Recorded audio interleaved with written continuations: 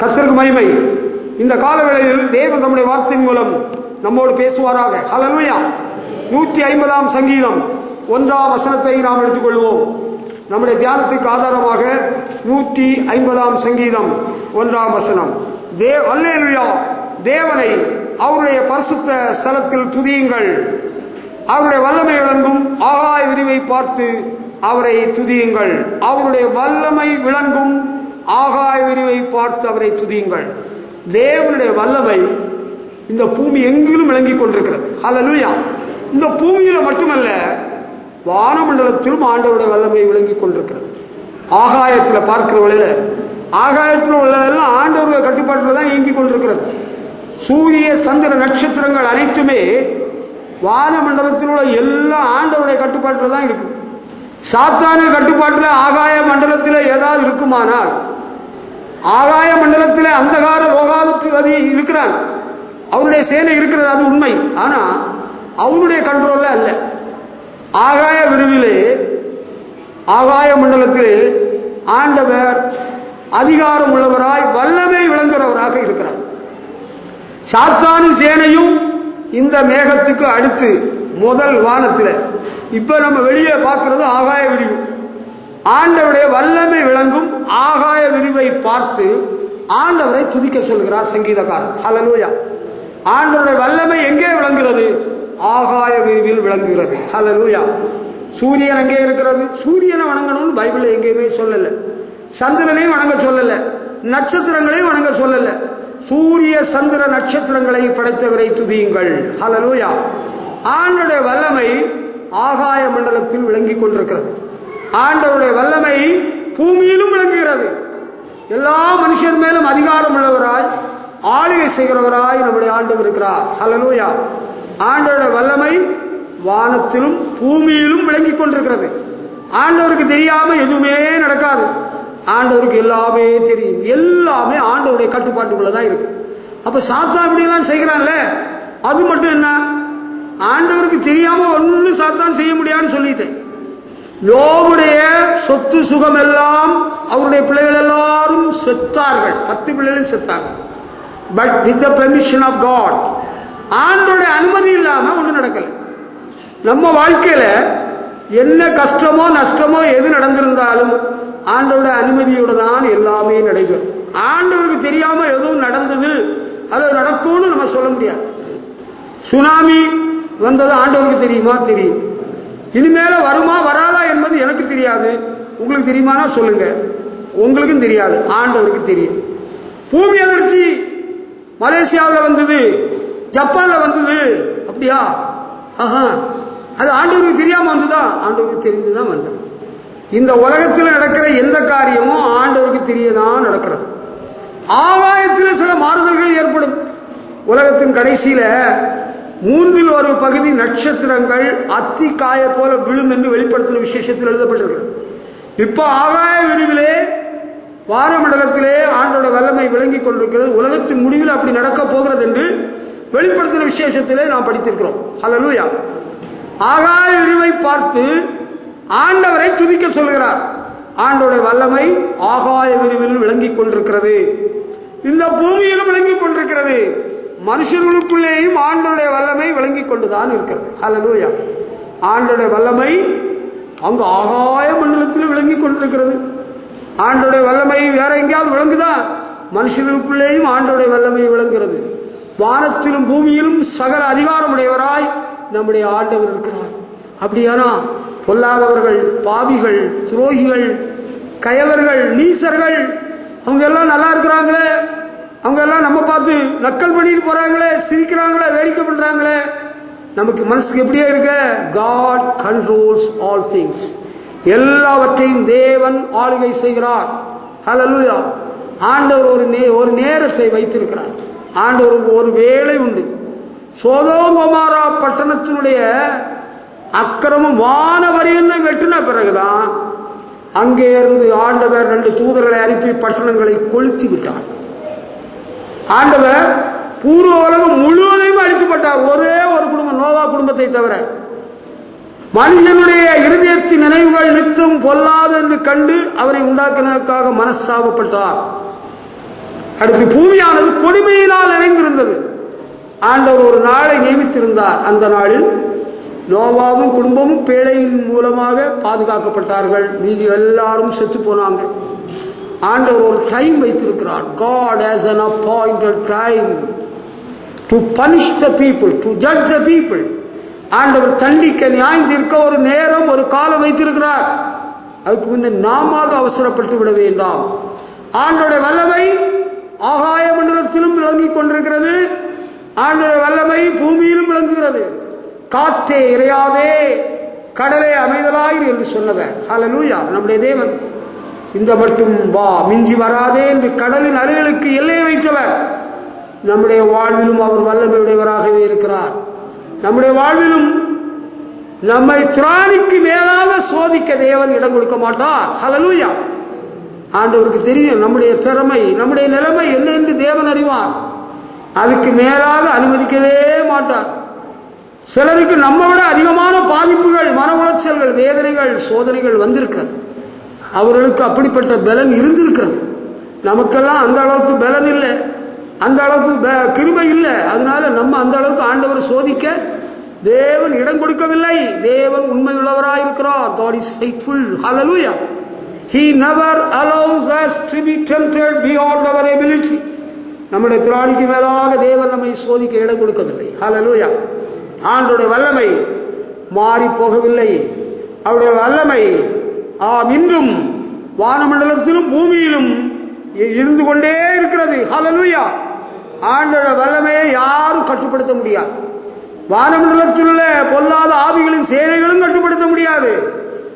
பூமியில இருக்கிற 33 கோடிகளும் ஒன்றும் செய்து விட முடியாது. ஹல்லேலூயா. சூனியக்காரர்கள், மந்திரவாதிகள், சூனியக்காரர்கள், மந்திரவாதிகள் இருக்கிறார்கள். அவர்கள் ஒரு அளவுதான் செயல்பட முடியும். எகிப்திலும் மந்திரவாதிகள் இருந்தார்கள். மோசே கோலை போட்டவுடனே பாம்பானது போல மந்திரவாதிகள் போட்டவுடனே கோல் பாம்பானது. ஆனால் அவருடைய பாம்பை மோசையின் பாம்பு விழுங்கி போட்டது. மோசே செய்த எல்லா அற்புதங்களையும் அவர்களால் செய்ய முடியல. நீங்கள் நினைக்கிறீர்களா உங்களுக்கு விரோதமாக மந்திரம் இருக்கிறது, சூனியம் இருக்கிறது, பூஜாரிகள் இருக்கிறார்கள், அதெல்லாம் இருக்கிறதா? இருக்கிறது, உண்மைதான். அப்ப என்ன செய்வோம்? எனக்கு ஒரு வசனம் நினைவுக்கு வருகிறது. இஸ்ரவேலுக்கு விரோதமான மந்திரவாதம் மந்திரம் இல்லை, யாக்கோவுக்கு விரோதமான குறி சொல்லுதல் இல்லை. ஹல்லேலூயா. நம்முடைய தேவன் பெரியவர். அவர் மகிமையின் தேவன், வல்லமையின் தேவன். ஆண்டோட வல்லமை மாறி போகவில்லை. ஆண்டவர் ஆகாய விரிவிலே அவருடைய வல்லமையை வெளிப்படுத்தி இருக்கிறார். பூமியிலும் மனிதர்களுக்குள்ளே அவருடைய வல்லமை விளங்கிக் கொண்டிருக்கிறது. ஹல்லேலூயா. ஒரு தீங்கு முன்னை அணுகுவதில்லை என்று சொல்கிறார்.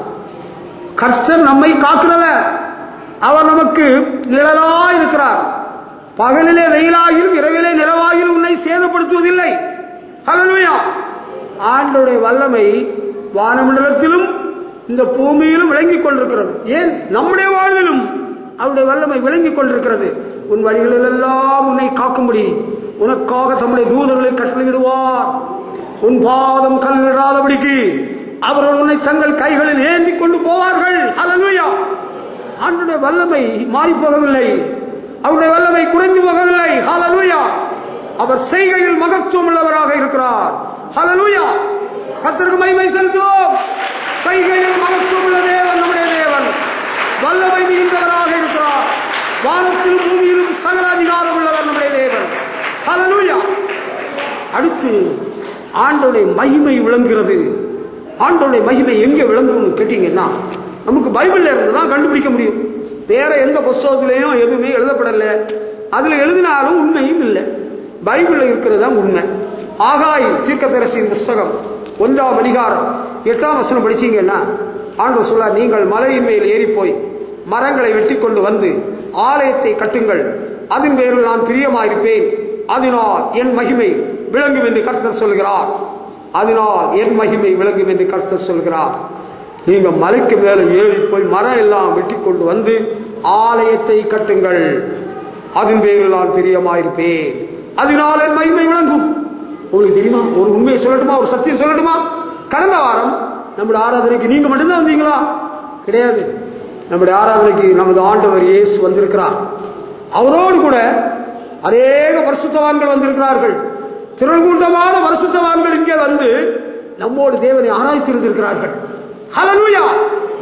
நான் அறிந்து பேரானந்தம் அடைந்தேன், பரவசம் அடைந்தேன். ஆண்டவர் நம்முடைய ஆராதனைக்கு வரலன்னா நான் பிரசங்கம் பண்றது விருதா. நான் ஆராதனை இடத்துல அர்த்தமே கிடையாது.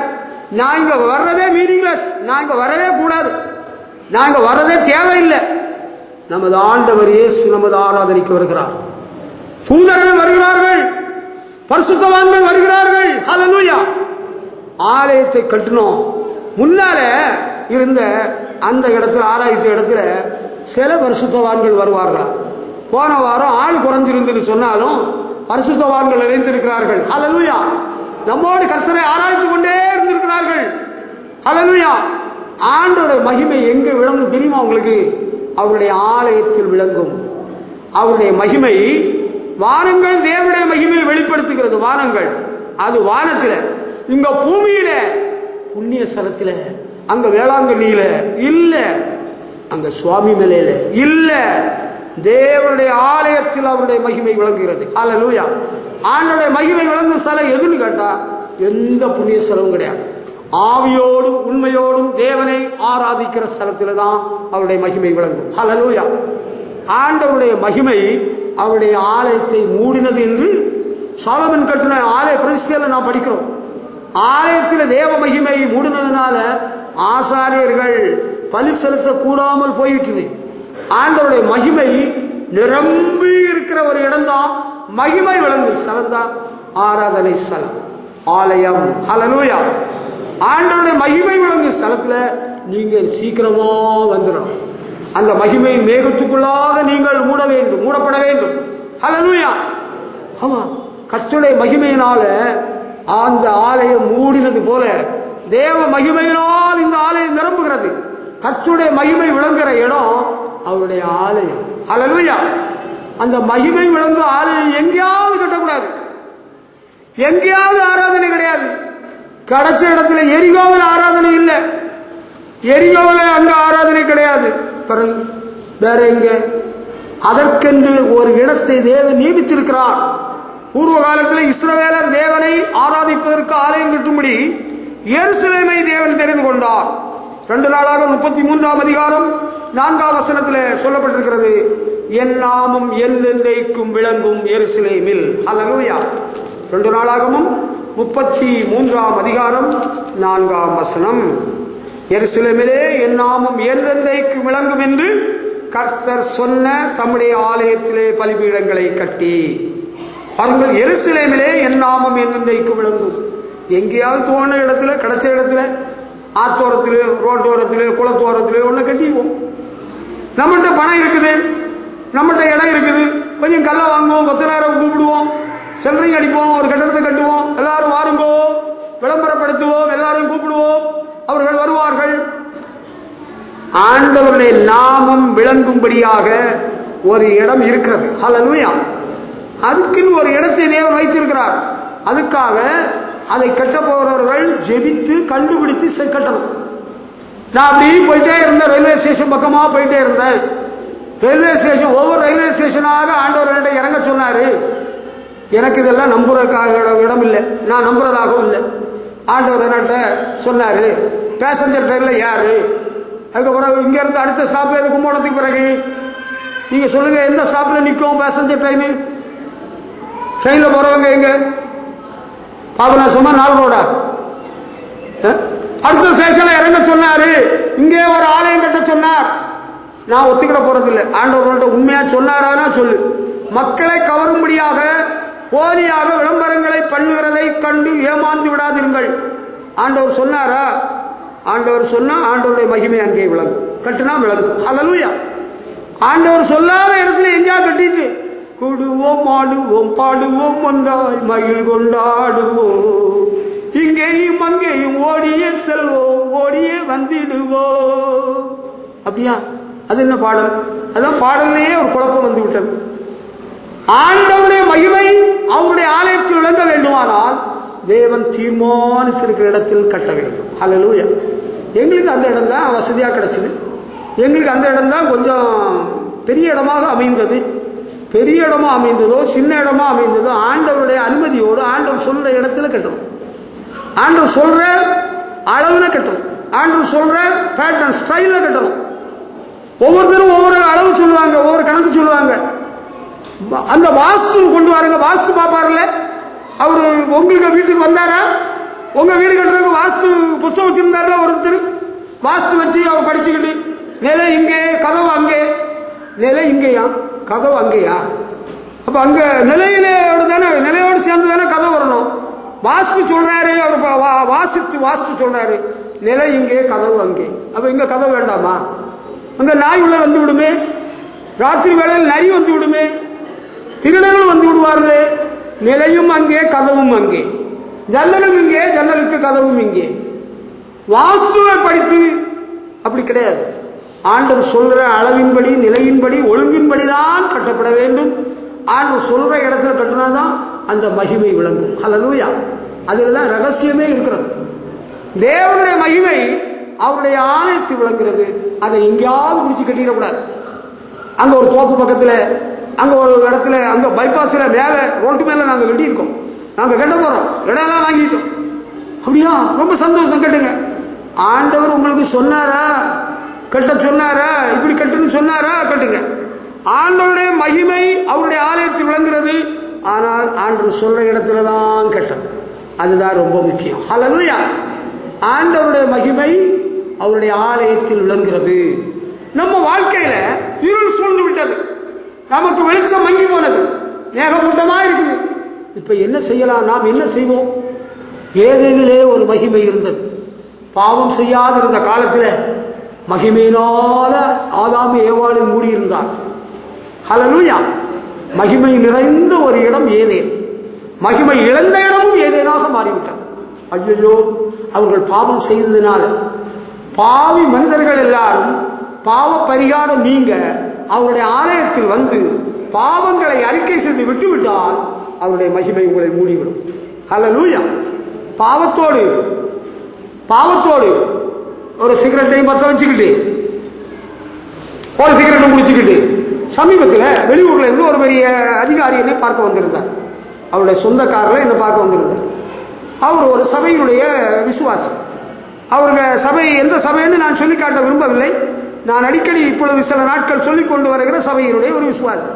அவர் வாயில பான்பராக்கு போல ஒரு ஐட்டம் போட்டிருக்கிறார். நல்லா மின்னிட்டு இருக்கிறார். அவரும் சில ஆண்டுகள் ஒரு சபையின் விசுவாசி தான். கேவலமா இல்லை, கேவலமா எனக்கு கேவலமா தெரிகிறது. பாவ மனிதர்கள் பாவ பரிகாரம் தீர்க்க அவருடைய ஆலயத்தில் வந்து பாவங்களை அறிக்கை செய்து விட்டுவிட வேண்டும். அப்பொழுது அந்த ஆதாம் ஏவாள் ஏதேனில் இழந்து போன மகிமையை தேவன் மறுபடியும் தருவார். ஹல்லேலூயா. பப்பாளியை வச்சுக்கிட்டு ஹல்லேலூயா ஒப்பு கொடுக்கிறேன். ஆண்டவர் ஒன்னு காலில் பிடிச்சி கழுத்தை பிடிச்சி இழுத்து வெளியே தள்ளி விடுவார். நான் செய்ய மாட்டேன். நான் செய்ய வேண்டிய அவசியம் இல்லை. ஆண்டவர் அப்படி எனக்கு வைக்க மாட்டார். ஆண்டவர் தூதனை அனுப்பி இந்த எல்லையில நுழைய விட மாட்டார். தெரியுமா உனக்கு?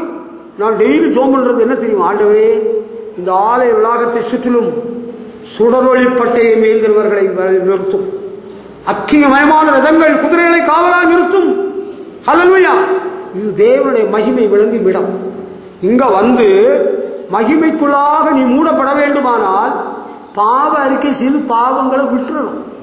பாவத்தோடு நீ வாழ்ந்துட்டு இருந்தா ரொம்ப நாள் ஆண்டவர் இந்த மகிமைக்குள்ள ஒன்ன வைக்க மாட்டார். ஒன்னை விட்டு மகிமையை விலக்கி போடுவார். மகிமை இஸ்ரவேலை விட்டு விலகி போயிட்டு,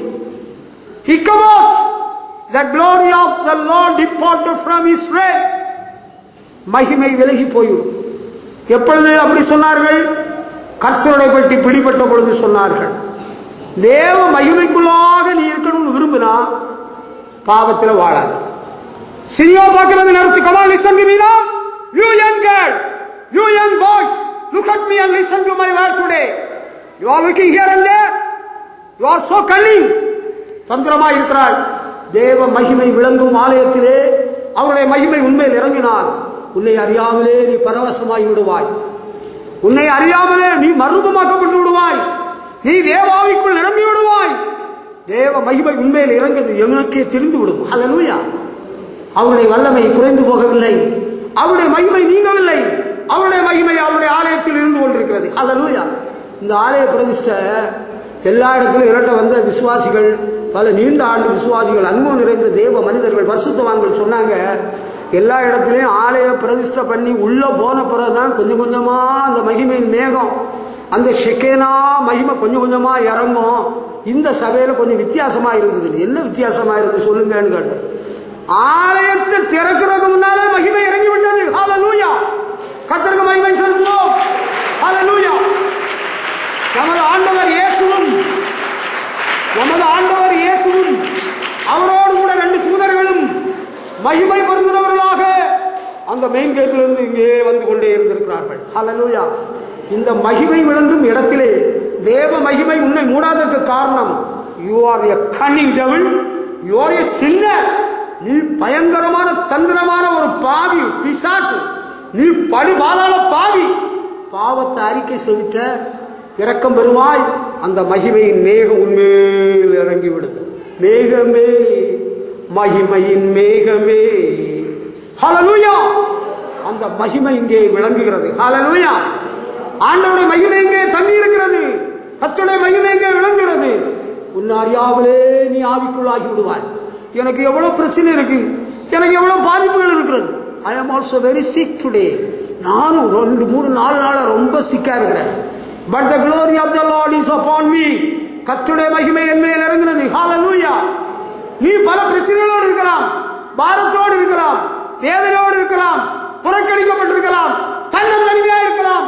பத்மு தீவிலே வயதான காலத்திலே யோவான் அப்போஸ்தலன் தன்னந்தனிமையிலே ஆவிக்குள்ளாகி விட்டார். ஹல்லேலூயா.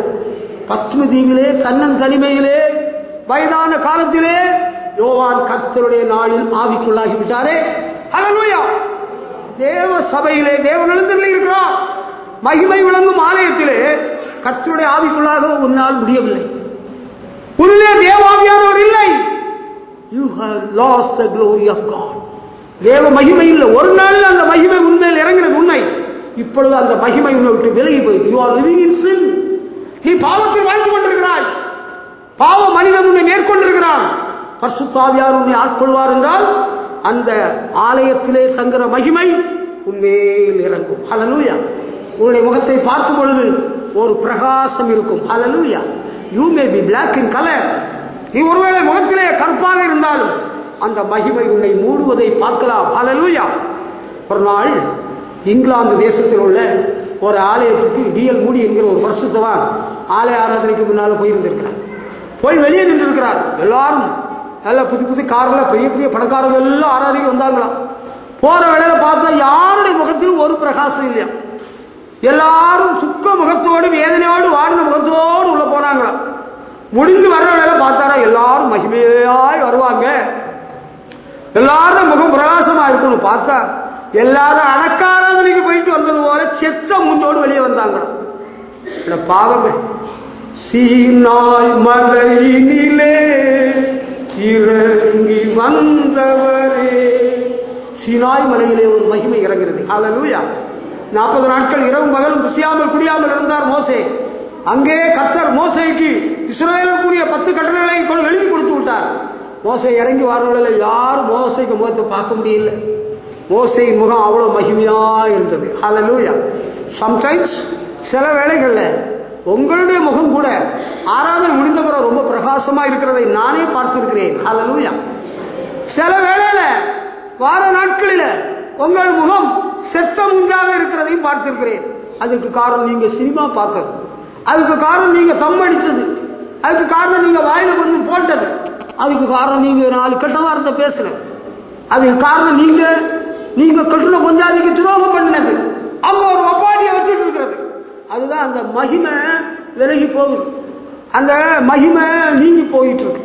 கர்த்தருடைய மகிமை விளங்குகிறது அவருடைய ஆலயத்தில். ஹல்லேலூயா.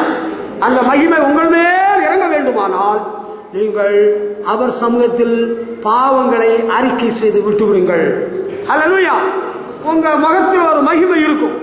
நகை போட்டவங்களுக்கு முகத்தில் எல்லாம் ஒரு மகிமை இருக்குதுங்க. எங்களை போல கடுக்கம் போடாதவங்களுக்கு முகத்தில் எல்லாம் என்ன இருக்கு? நகை போட்டவங்களுக்கு முகத்தில் இருக்கிற மகிமை விட இயேசு கிறிஸ்துவின் ஜீவனுள்ள நாமத்தில் உங்களிடத்தில் சொல்கிறேன், தேவ மகிமை உனக்குள்ளே உன் மேல இறங்குமானால் நீ நகை போடாம இருந்தாலும் அழகாக இருப்பாய். ஹல்லேலூயா. நகை போட்டாதான் மகிமையா இருக்குது, பட்டுப்படம் கொடுத்தாதான் ரொம்ப மகிமையா இருக்குது. அப்படியா? இட்ஸ் எ வெரி பிக் லாய். நீ சொல்ல ஒரு பெரிய பொய். பட்டுப்புடவை உடுத்ததுனால கொஞ்சம் ஷைனிங் இருக்கும், நகை போட்டதுனால மற்றவர்களுடைய கவர்ச்சி உண்மையில கொஞ்சம் வரும். That's all.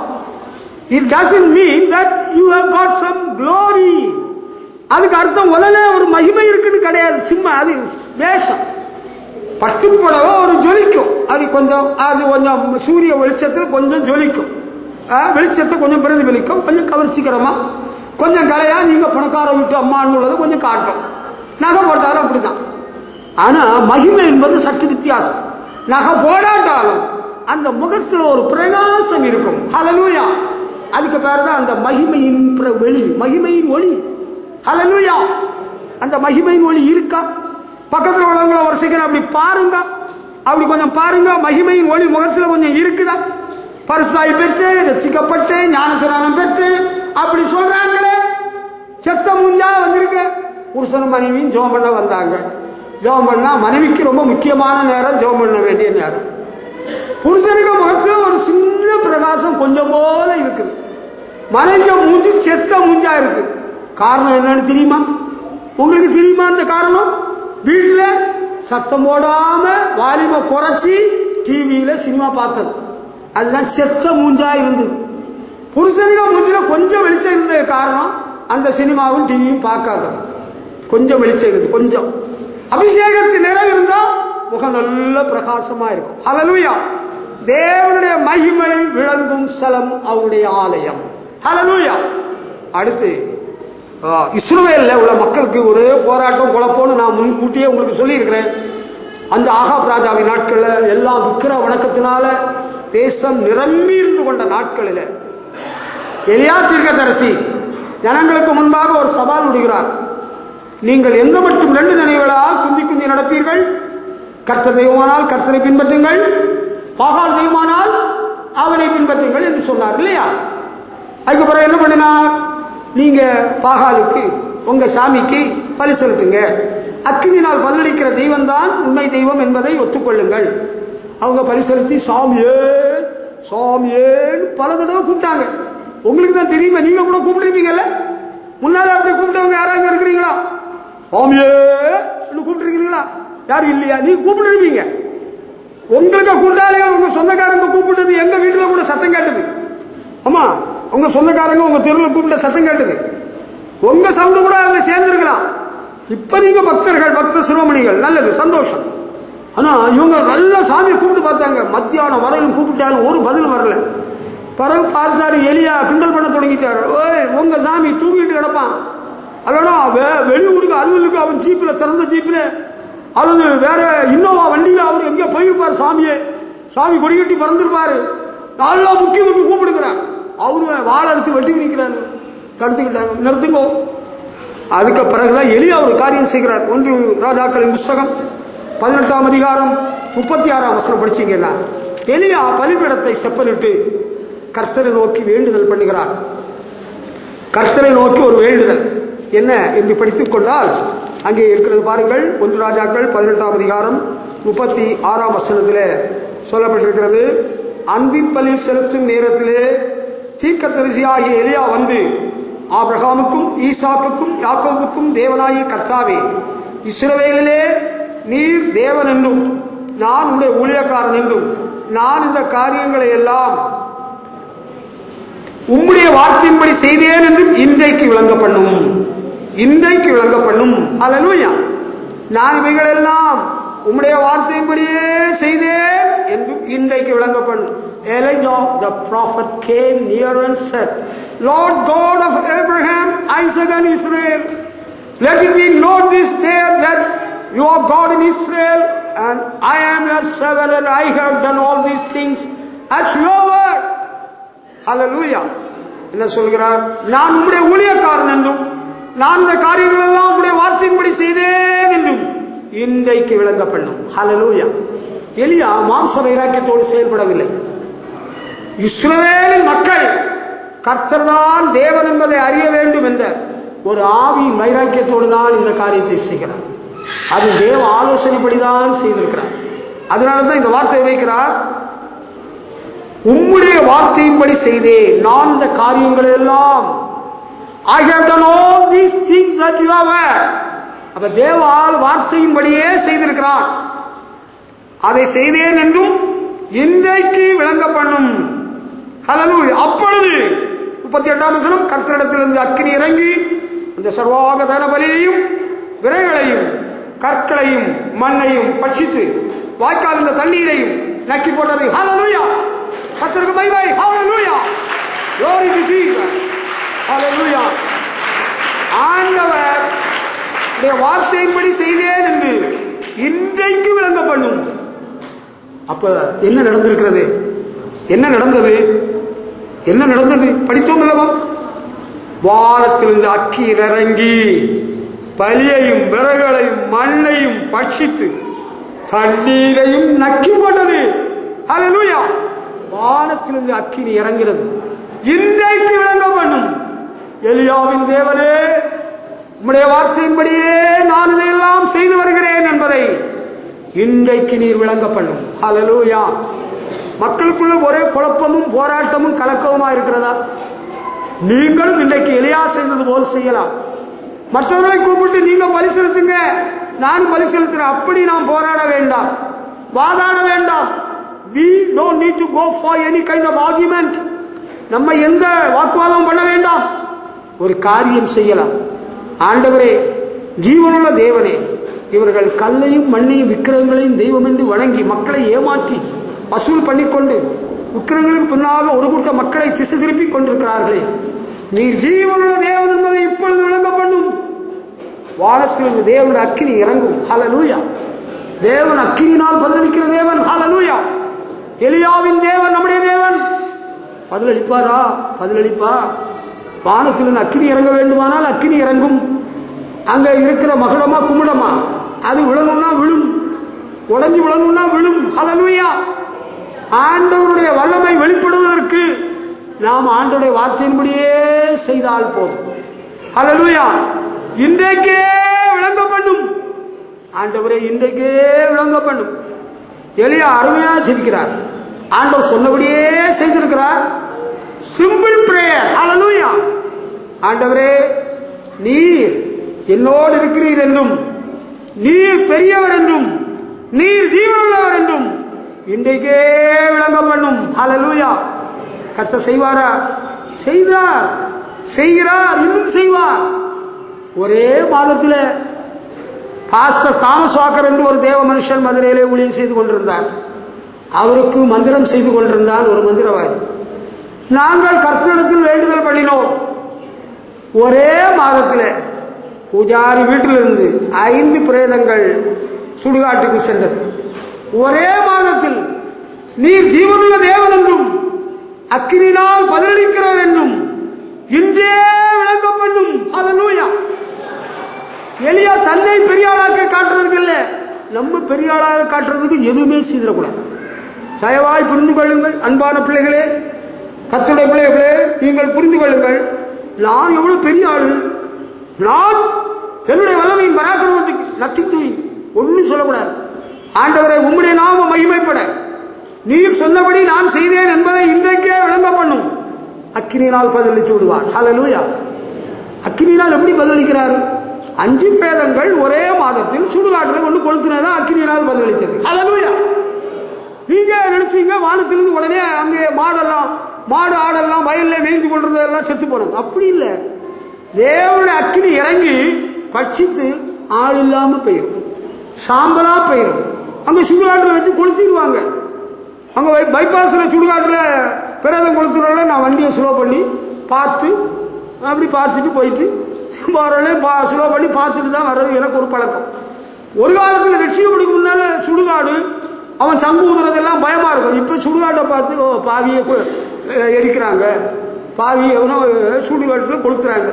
அக்கினினால் பதிலளிக்கிறேன்னா இப்ப அர்த்தம் புரிந்ததா? புரிந்து விட்டதா? ஹல்லேலூயா.